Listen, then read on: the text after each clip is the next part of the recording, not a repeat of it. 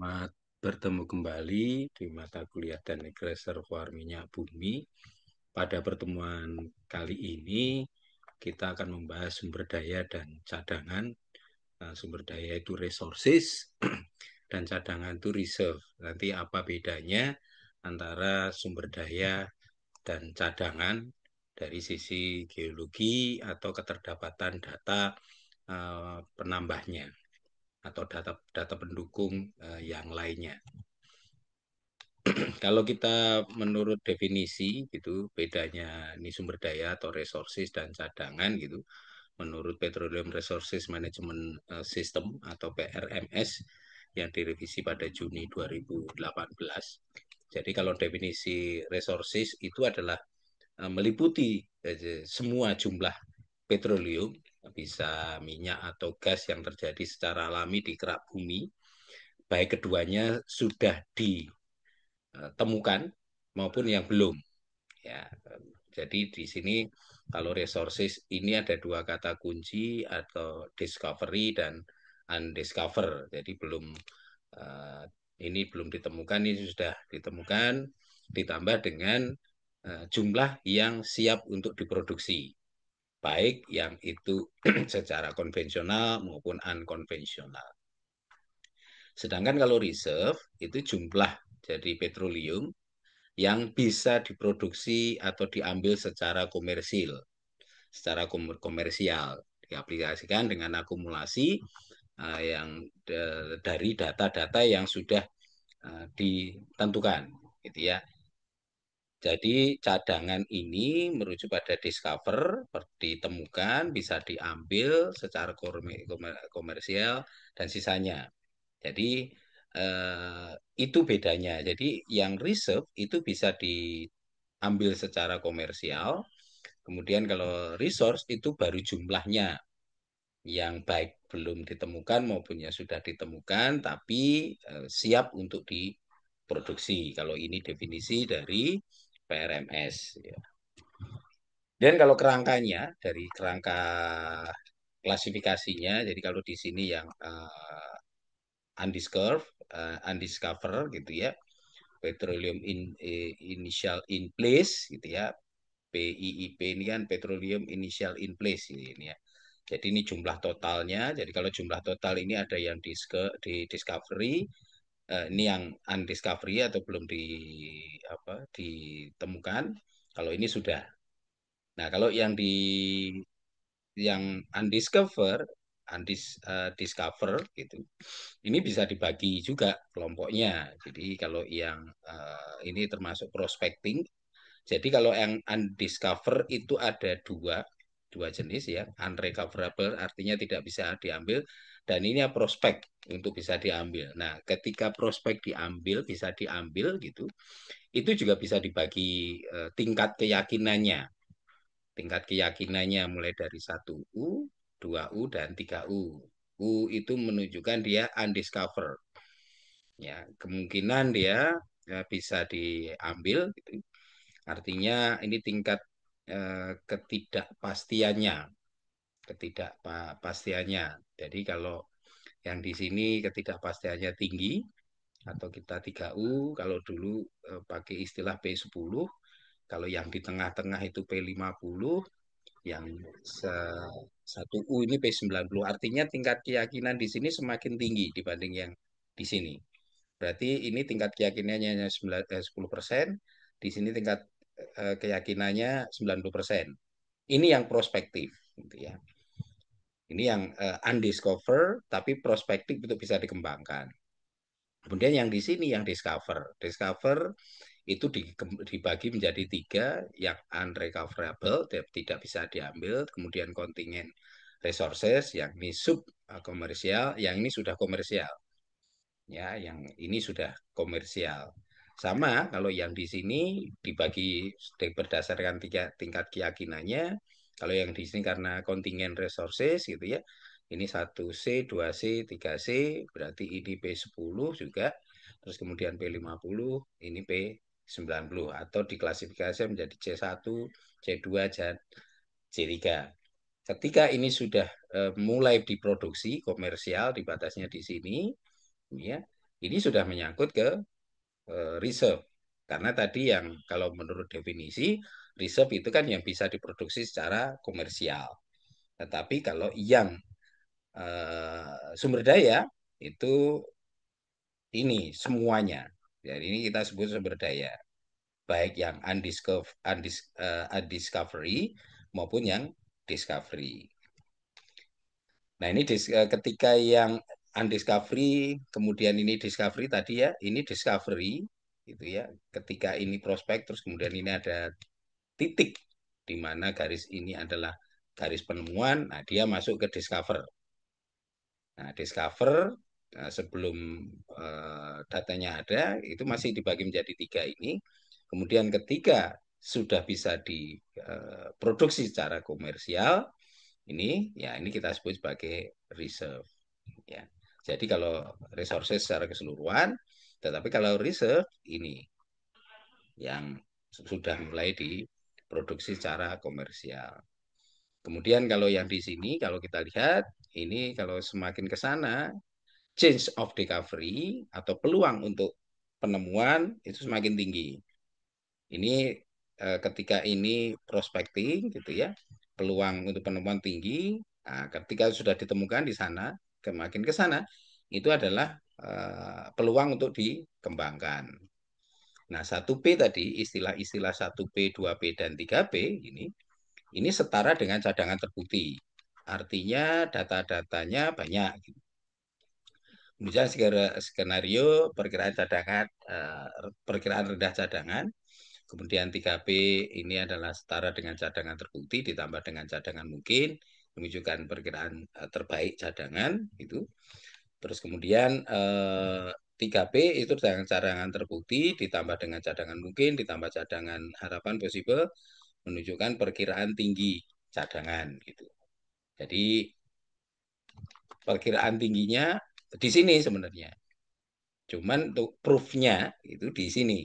Jadi artinya yang peluang atau ke tingkat keyakinannya secara geologi itu ada di sini. Kalau ini kan ke tingkat keseluruhan semua. Tapi kalau yang di sini adalah yang di sini dan di sini. Tapi kalau yang di sini cuma di sini dan di sini.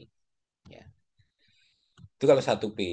Kemudian kalau kita bandingkan gitu ya, yang antara klasifikasi dari PRMS dan SKK Migas ya. Waktu itu SKK Migas tahun 2020 ini PRMS itu ya Prospective Resources namanya Prospective Resources ini jumlah dari petroleum inisial ya di dari undiscover tadi yang ini prospektif ini kan undiscover ya ini prospektif ini kemudian ada kontingen dan ada reserve.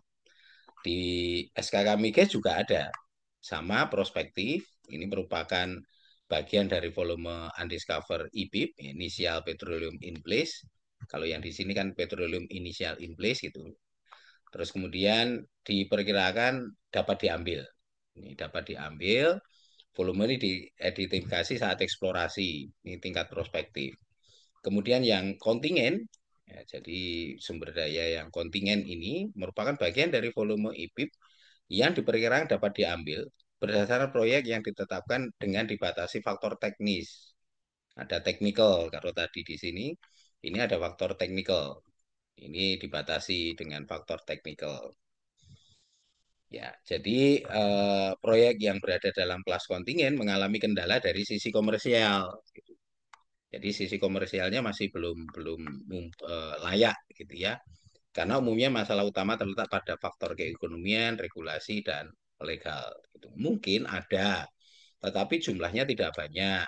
Ketika kita membangun infrastruktur untuk mengembangkan itu biayanya akan jauh lebih besar dibanding ketika minyak itu diambil terus kemudian dijual secara diproduksi secara komersial. Nah, sedangkan yang reserve itu adalah bagian dari volume IPIP yang diperkirakan dapat diambil secara komersial melalui kegiatan proyek pengembangan yang telah ditetapkan. Penetapan jumlah cadangan ditentukan berdasarkan sisa akumulasi petroleum yang dapat diambil saat waktu acuan pelaporan. Jadi faktor komersial menjadi batas adalah teknis, keekonomian, regulasi, legal, serta faktor sosial dan lingkungan. Jadi kalau reserve ini memenuhi semua, memenuhi semua. Kalau yang kontingen ini masih ada faktor keekonomian, regulasi dan legal ini belum bisa diproduksi. Kemudian kalau yang ini belum bisa ditentukan secara pasti, kita belum tahu faktor keekonomiannya bagaimana, regulasinya bagaimana, legalnya bagaimana gitu ya. Terus kemudian faktor teknisnya bagaimana gitu ya. Ini masih penuh dengan ketidakpastian. Semakin ke sini semakin yakin untuk diproduksi secara komersial. Mirip sebenarnya antara SKK Migas dengan yang PRMS. Ya, di sini kalau di SKK Migas sudah disesuaikan dengan yang ada di Indonesia. Jadi ini secara umum kalau yang ini sudah ditentukan atau sudah disesuaikan dengan kondisi yang ada di Indonesia. Kemudian kalau klasifikasinya eh, berdasarkan peluang secara komersial atau risikonya yang diambil gitu. Jadi kalau kita eksplorasi, jadi kalau yang ini tadi undiscover itu ada dua, yang benar-benar unrecoverable tapi tidak bisa diambil, ini yang bisa diambil gitu. Ketika ini sudah bisa diambil, ini discover, barulah dia sebagai discover. Nah, ketika prospektif ini, ketika kita eksplorasi, inilah yang dibagi play, lead, dan prospek. Jadi kita kembali lagi ke geologi minyak bumi. Kalau eh, play itu ada strukturnya, terus kemudian reservoirnya ada, tapi belum yakin ada minyak minyak atau gasnya. Lead itu ada gabungan dari beberapa play, sedangkan prospek sudah diketahui di situ ada minyaknya, tapi belum bisa diproduksi. Ketika di sini sudah ketika penemuan, gitu, nah, barulah nanti dikelompokkan menjadi tiga berdasarkan data yang ada. Jadi ada unrecoverable, ini jelas tidak bisa diambil. Terus kemudian kita ambil secara komersil jadi reserve gitu ya. Jadi yang di sini development not viable, jadi ini tidak bisa dikembangkan, dan pengembangan tidak bisa terklarifikasi, pengembangan on hold, kemudian pending. Nah, kalau yang reserve itu justified for development, jadi sudah dijustifikasi baik secara teknis, ekonomi, lingkungan, ya, terus kemudian faktor teknisnya itu bisa. Artinya semakin kotakannya ini, jadi ini layak dan nilai ya nanti akan eh, menjadi bisa diproduksi secara komersial. Jadi kalau kita lihat ini tingkatannya subklasisnya, jadi masing-masing ini ditentukan berdasarkan data-data yang ada.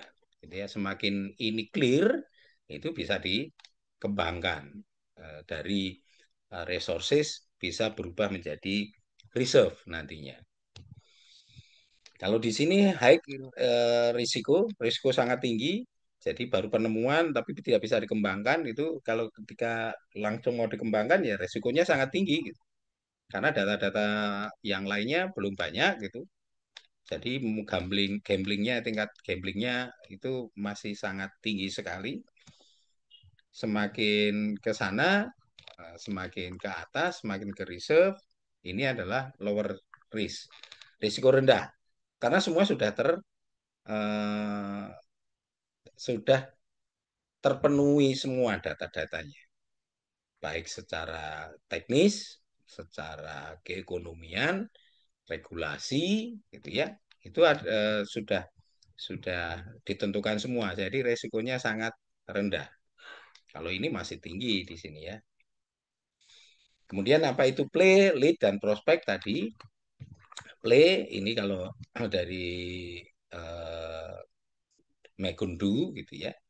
Play adalah a mixture of commercial and scientific by highlighting for level petroleum investigation and contrasting and sedimentary basin dan petroleum level. Jadi ini masih skala besar regional. Jadi play. Jadi secara petroleum system ada, gitu ya.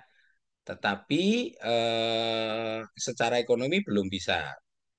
Nah, kemudian meningkat play itu lead. Jadi bentukan geologi yang mungkin mengandung hidrokarbon tapi belum siap dilakukan pemboran. Jadi sudah ada bentuk jebakannya, klosurnya ada, reservoirnya ada gitu ya. Dan diduga ada minyak tapi belum belum siap untuk dibor. Nah, ketika ini sudah siap mengandung hidrokarbon, dipetakan, kemudian ditambah data-data misalnya dari seismik gitu ya. Terus kemudian yakin untuk dilakukan pemboran, nah itu yang kita sebut sebagai eh, prospek gitu. Ya, kalau menurut PRMS ini mirip-mirip gitu ya, prospektif trend to potensial prospek gitu ya. Jadi sangat potensial tapi belum dilakukan pembuktian. Lead ini adalah project associated dengan potensial akumulasi, akumulasi potensial, tetapi secara definisinya didefine butuh data yang relatif lebih banyak lagi dibanding dengan play. Ya, misalnya play hanya pemboran satu satu satu pemboran gitu ya, atau mungkin belum ada pemboran dia hanya dari seismik, gambaran seismik gitu ya. Di sini mungkin ada pemboran tapi di tempat lain di sumur yang lain gitu yang menunjukkan mirip-mirip. Nah, di sini ini sudah nyata jelas gitu ya baik dari seismik segala macam gitu ya dari seismik 1D 2 2D terus kemudian 3D ada semua tetapi akan dibor itu ya sudah naik menjadi prospek namanya. Kemudian ada cadangan pasti tadi kalau dari klasifikasi di sini ya cadangan ini yang di awal ini ya cadangan ini ada yang ini tadi proof, probable sama possible. Ya. Nah, apa itu cadangan pasti atau proven reserve tadi atau yang kita sebut sebagai P90 itu adalah jumlah hidrokarbon yang ditemukan dalam batuan reservoir terbukti dapat diproduksi dengan menggunakan teknologi yang tersedia dengan tingkat keyakinan 90%. Nah, datanya apa saja? Nah, berdasarkan data, ini data log sumur, kemudian data geologi, terus kemudian data geologi ini bisa menyangkut geofisika, itu ya, terus kemudian geokimia, dan keteknisan reservoir. Ini sudah dilakukan uji alir. Jadi ketika sumur discover, terus kemudian di data ketika pemboran kan ada data log sumur, kemudian data dari website itu ada batuannya, reservoirnya batuannya apa, gitu ya. Terus kemudian silnya apa, terus kemudian dilakukan teknik reservoir, kemudian dicoba diproduksi, ya di Oji alir namanya. Jadi dicoba diproduksi, kalau memang memungkinkan, ya itu kita sebut sebagai cadangan pasti atau proven reserve atau kita sebut sebagai P90 atau yang tadi kita sebut sebagai 1P. 1P. Kemudian cadangan mungkin apa probable ini atau 2P atau P50 gitu ya. Ini adalah jumlah hidrokarbon yang ditemukan dalam batuan reservoir yang mungkin dapat diproduksi dengan menggunakan teknologi di mana ketersediaan data atau tingkat keyakinannya itu 50%. Jadi ada data sumur, log sumur, terus kemudian ada geologi, ada keteknikan, tapi belum dilakukan uji alir produksinya gitu. Jadi sudah discover saja, tapi belum coba disedot nanti laju alirnya berapa, laju alir produksinya berapa barrel itu belum. Nah, ini yang apa disebut sebagai probable reserve atau kita sebut sebagai 2P atau P50. Nih. Kemudian ada cadangan harapan atau possible reserve gitu atau diklasifikasinya PRMS tadi disebut sebagai 3P atau istilahnya itu P10 gitu ya. Artinya itu cadangan jumlah hidrokarbon yang ditemukan di dalam batuan reservoir yang diharapkan dapat diproduksi. Nantinya dapat diproduksi harapannya dengan menggunakan teknologi yang tersedia dengan tingkat keyakinan 10%. Ini hanya berdasarkan data geologi, kemudian geofisika, ini seismik, terus kemudian keteknikan reservoir. Jadi sampelnya diambil, sampel reservoirnya, kemudian dites secara porositas dan permeabilitas, tapi belum ada pemboran. Ya, nah bagaimana tadi mengetesnya reservoir Pak di tes porositas dan permeabilitasnya? Nah, dari singkapan-singkapan yang ada. Jadi kalau dari geofisika kita bisa tahu eh, bahwa batuan reservoirnya adalah formasi A misalnya. Di permukaan mungkin tersingkap formasi A. Nah, di permukaan kita ambil batuannya, kemudian kita analisis porositas dan permeabilitasnya. Tetapi di situ belum ada pemboran. Jadi hanya data-data geologi, baik permukaan maupun bawah permukaan, tapi baru korelasi dengan sekitarnya, ya ditambah dengan geofisika tadi. Ini artinya tingkat keyakinannya 10%, gitu. Nggak yakin 10% gitu ya.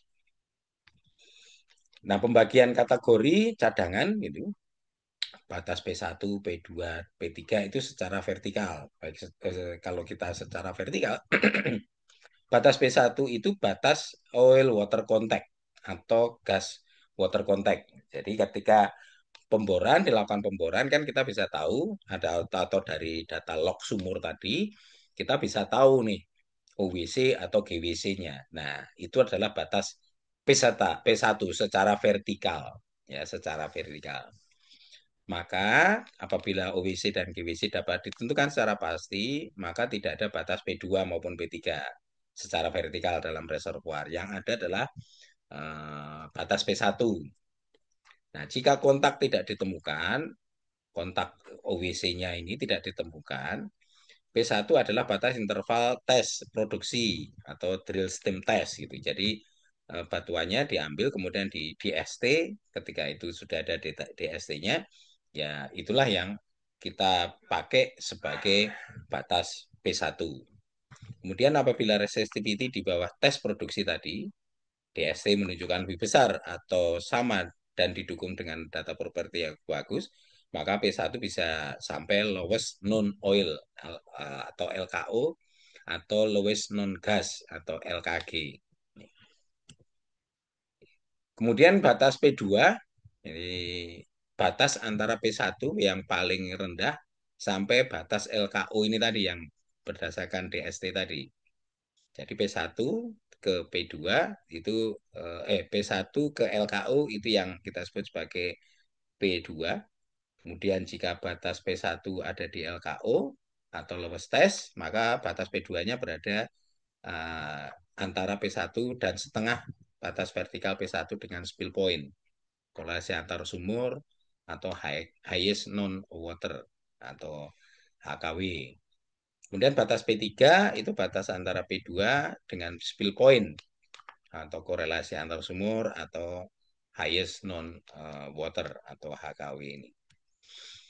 Nah ini kalau misalnya ilustrasi satu batas vertikal, jadi ini data log sumurnya, ini ya data log sumurnya, terus kemudian secara vertikal dapat ditentukan berdasarkan batas fluida UVC dan UWC atau GWC.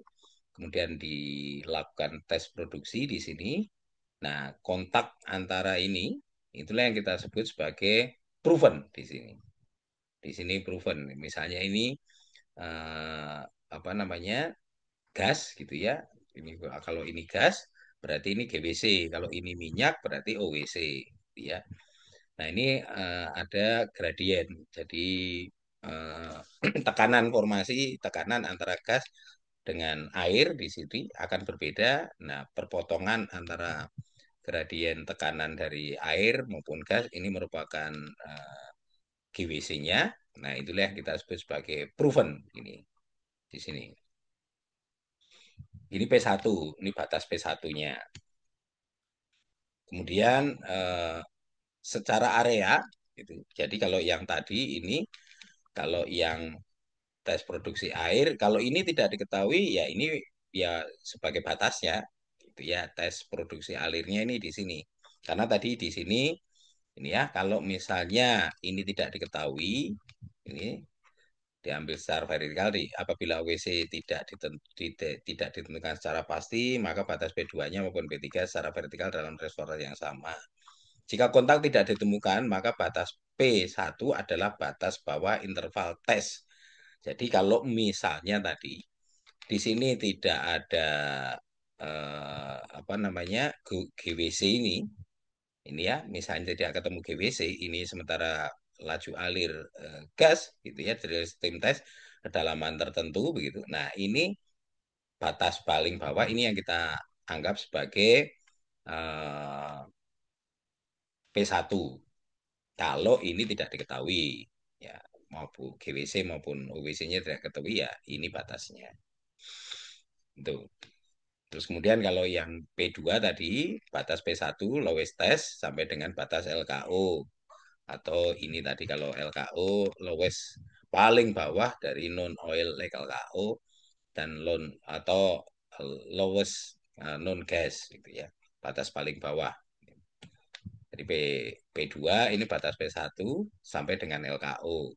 Jadi kalau misalnya eh, ini tidak diketahui, ini batasnya di sini adalah P1, terus kemudian dari data cutting misalnya naik itu ketahuan batas terakhirnya dari LKE, LKG, lowest non gas itu ya berarti batas dari sini sampai yang batas ini tadi LKG itu yang kita sebut sebagai P2 gitu. Sedangkan kalau P1, P3-nya itu batas antara P2 sampai dengan spill point gitu. Jadi dikorelasi dengan bentukan dari trapnya gitu ya. Itu kita sebut sebagai P3. Kalau area, kalau ini tadi secara vertikal gitu ya. Nah, vertikal berarti kan dia punya area luasan gitu. Seberapa jauh penyebaran dari P1, seberapa jauh dari penyebaran P2 secara area. Karena nanti area terus kemudian secara vertikal, nah nanti bisa dihitung eh, jumlah atau cadangannya dari minyak atau gas yang ada. Jadi kita berbicara secara vertikal dulu, terus kemudian ini secara area. Jadi kalau batas P1 secara area adalah 1,5 kali radius investigasi hasil uji alir produksi pada lapisan zona yang terwakili atau 1 kali radius pengurasan yang dihitung berdasarkan analisa decline profile produksi untuk sumur yang telah produksi. Nanti kita lihat areanya. Kemudian apabila tidak tersedia data uji alir atau drill stem test tadi yang memadai, maka perkiraan batas area proven P1 maksimum 250 meter untuk reservoir dengan minyak api di atas 300. Ya, ini ada batasan-batasannya. Sedangkan untuk reservoir gas maksimum 750 meter dengan pemahaman penyebaran secara total yang sangat baik gitu ya. Jadi penyebarannya dari titik bor itu nanti ke kiri kalau misalnya API-nya 300 ya 250 meter, kalau gas 750 meter. Kemudian atas batas area 2P, proven dan probable, gitu ya. 2,5 kali radius area P1 tadi, proven. Apabila dalam area P1 terpotong oleh fasies yang berbeda atau adanya patahan, maka area yang terpotong pada posisi tidak ada tumbuh dikatakan sebagai P2. Nah, di luar dari P2, 2P tadi, itu yang kita sebut sebagai area possible atau P3 atau 3P. Ini ya, misalnya area ini. Di sini ini ilustrasi satu area satu pada fase ini platform telah dibor dua titik pemboran ini ya, ker 1 dan ker 3. Nah, ini sudah ditentukan sudah ada. Nah, kalau kita lihat ini adalah area provennya merah. Ya, area provennya atau P1 atau P90. Nah, sedangkan yang di sini, ini di luar dari P1, ini yang kita sebut sebagai P2. Nah, yang di sini, karena ini tidak ada data, ini data ada data sumur di sini. tetapi di sini menunjukkan adanya misalnya jebakan gitu. Jadi menunjukkan ada jebakan ya karena tidak ada data dia menjadi area possible. Kecuali kalau di sini ada data pemboran gitu ya sama seperti ini yang bisa saja ini P1 gitu. Ini berdasarkan area untuk ilustrasi pertama di daerah Batu Gamping. Nah, ini juga pentingnya eh, peta struktur kontur dan peta isopak gitu ya. Ya, kemarin sudah disampaikan terkait dengan peta struktur kontur dan peta isopak.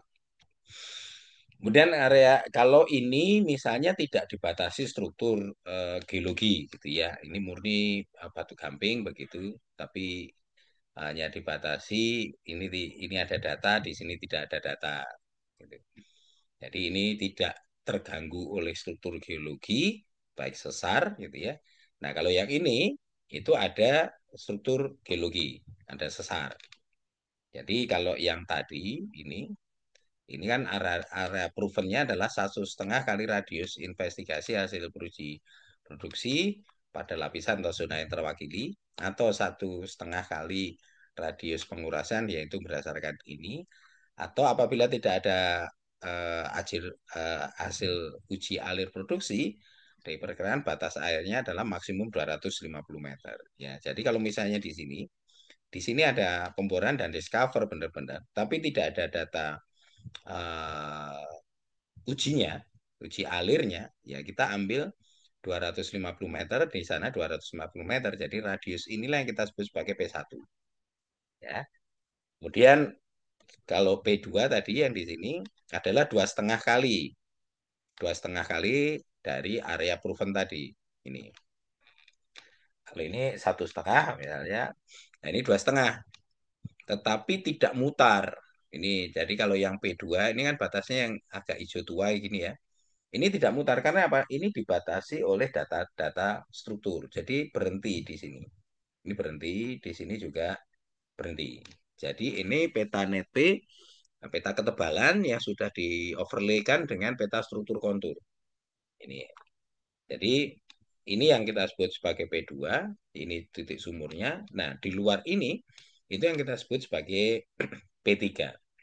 Jadi ini ya proven, probable, gitu ya. Ini possible. Nah, kecuali kalau di sini nanti ada data pemboran dan apa namanya terbukti, ya di sini bisa jadi proven. Gitu. Tetapi batasnya di sini, karena di sini ada sesar, dibatasi oleh sesar. Ini batas paling rendah ketebalan isopaknya. Ini, ya. Jadi bisa jadi P2 ini nanti jadi P1 juga. Ada data pemboran, ada data uji alir. Gitu ya. Artinya semakin banyak data ini bisa saja nanti area di sini, area yang dibatasi oleh sesar di sini, gitu. Ini jadi P1. Kalau datanya banyak, nanti ditambah data-data sumur. Di sini juga begitu. Jadi masih ada kemungkinan P3 berubah jadi P2, terus kemudian berubah jadi P1 selama ada penambahan data-data ya data pemboran terus kemudian log sumur terus kemudian data uji alir gitu ya. Kalau ini kan hanya bisa diketahui hanya dari apa namanya geofisika tadi ya dari geofisika dari seismik itu bisa ketahuan oh tebalnya sekian gitu tetapi ada minyaknya tidaknya tidak belum atau belum terbuktikan gitu. Kemudian ini berdasarkan area juga, terus kemudian ada proven itu ya, ini P1, terus kemudian ini ada NP, ada ultimate RR, kemudian ini lowest non oil gitu. Ya, jadi yang P2, P1, ini P1, ini P2. Ini untuk sumur yang telah diproduksi, area proven bisa dihitung dengan berdasarkan setengah kali, 1,5 kali radius pengurasan.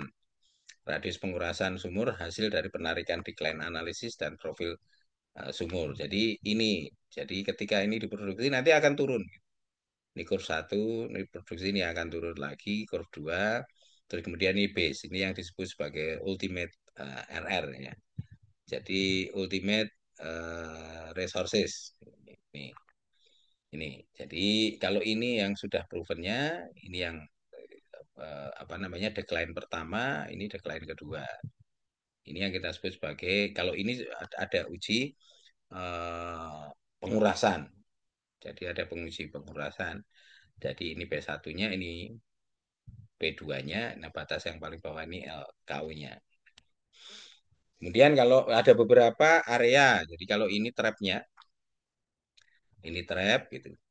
Jadi kemudian di sini batasnya eh, OWC kita tidak tahu, terus kemudian dari data bor ini well 2 ini ketahuan di sini adalah masih ada minyaknya, ini yang kita sebut sebagai LKO di sumur 2 dan sumur 3. Ini kita sebut sebagai LKO karena tidak ada sumur yang bisa menembus sampai ke water oil contact gitu ya. Ya, jadi well 2 ini ya, well-nya ini laju alirnya 200, ini 250, ini titiknya 250 gitu. Terus kemudian di sini ada minyaknya 250. Ini yang kita sebut sebagai proven area. Ini daerah proven, ini proven, proven gitu.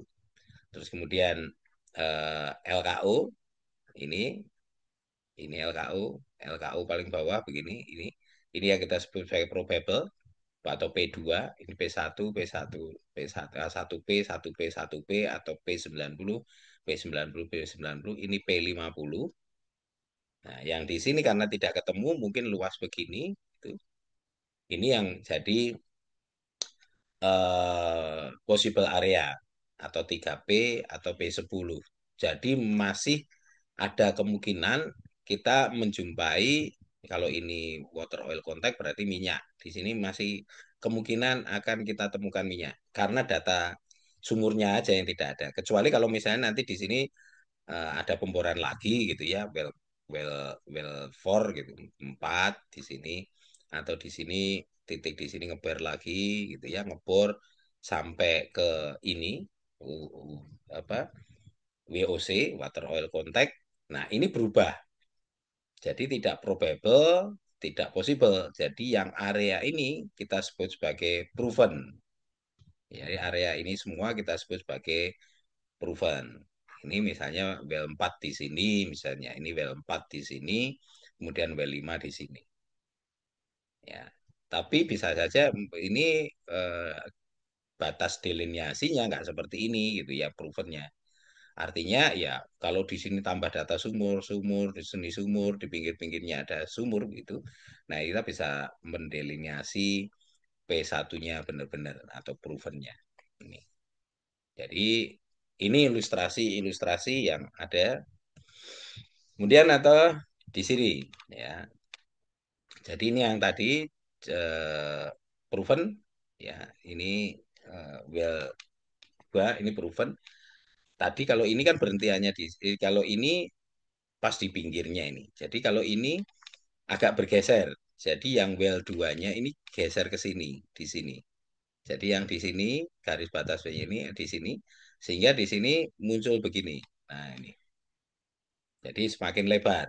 Jadi kalau ini bergeser, digeser sedikit gitu di sini. Ini adalah 250 meter, ini proven. Ini 250 meter juga proven ini. Yang tadinya di sini itu karena ketika digeser sedikit ini 250 jadi lebih besar gitu ya. Ini tetap well-nya di sini ya 200, ini 250 ke sana 250, ini 250, ini 250.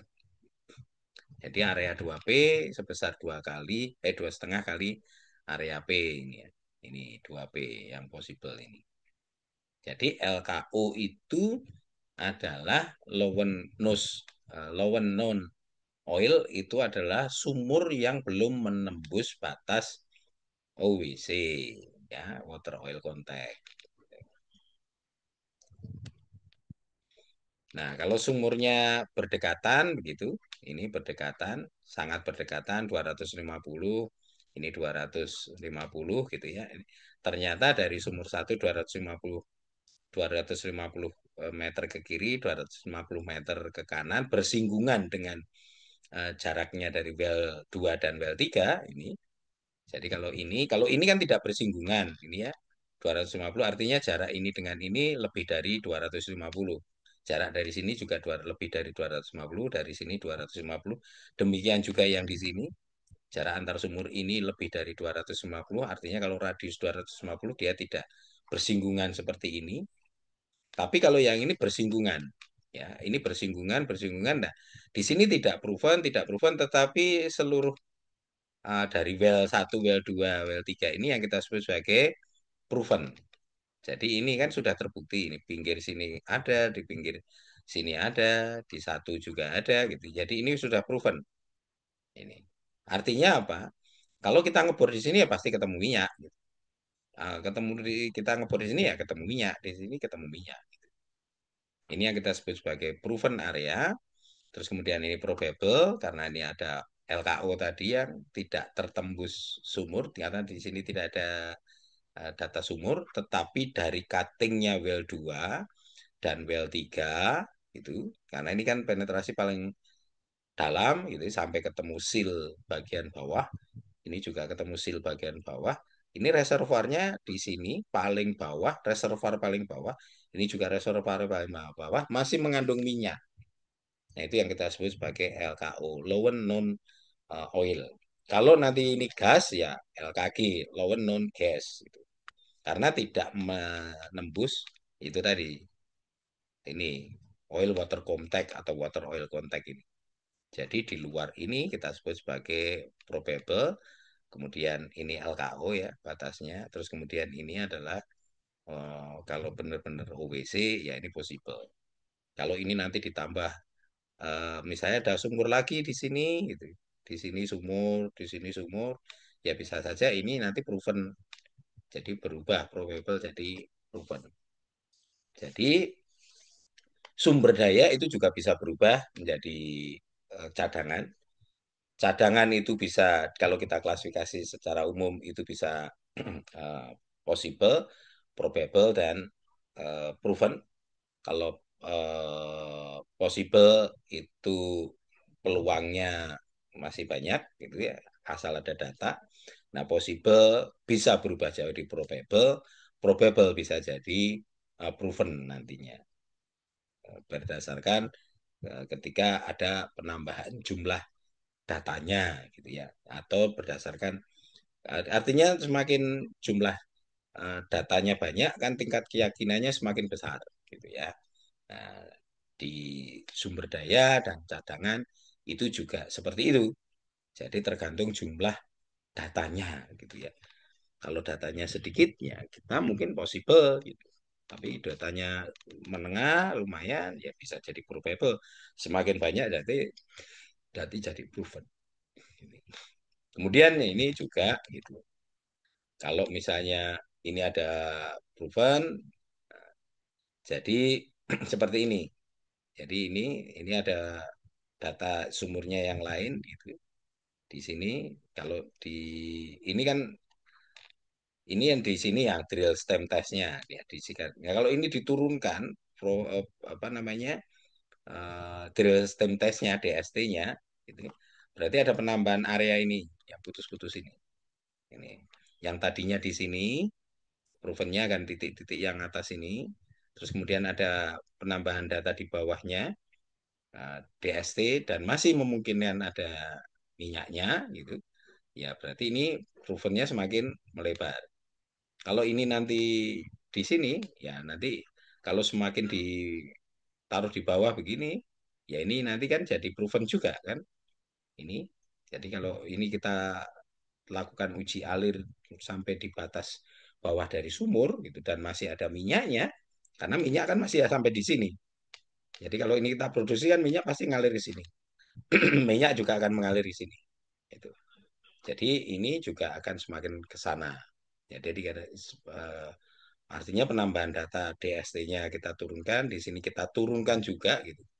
Nanti ini semakin menjadi lingkarannya semakin besar, menjadi provennya yang garis putus-putus tebal ini. Provennya jadi seperti itu.